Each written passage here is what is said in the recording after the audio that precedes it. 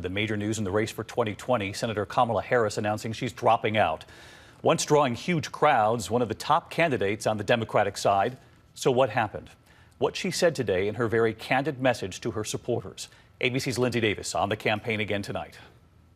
A campaign that started with so much promise brought to an abrupt end today, even before the first vote was cast. I'm not a billionaire. I can't fund my own campaign. Senator Kamala Harris, who sought to be the first black female president of the United States, calling the decision one of the hardest of her life. I cannot tell you that I have a path forward if I don't believe I do. She shot to the top tier early, famously taking on Biden for his previous position on mandated busing to integrate schools. There was a little girl in California who was part of the second class to integrate her public schools. And she was bused to school every day. And that little girl was me. But Harris started to plateau in the polls, often struggling to defend her record as a prosecutor. When you had the power, why didn't you try to affect change then?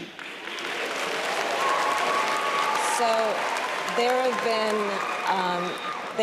I'm glad you asked me this question. I made a decision that if I was going to have the ability to reform the system, I would try to do it from the inside. Was I able to get enough done? Absolutely not. Over the weekend, signs the campaign was unraveling. The New York Times obtaining a resignation letter from a Harris aide who said, "I no longer have confidence in our campaign or its leadership."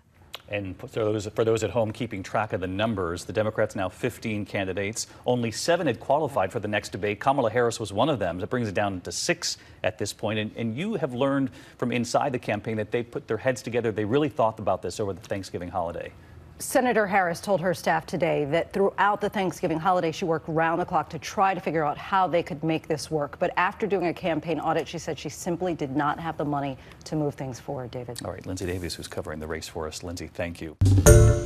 Hi, everyone. George Stephanopoulos here. Thanks for checking out the ABC News YouTube channel. If you'd like to get more videos, show highlights, and watch live event coverage, click on the right over here to subscribe to our channel. And don't forget to download the ABC News app for breaking news alerts. Thanks for watching.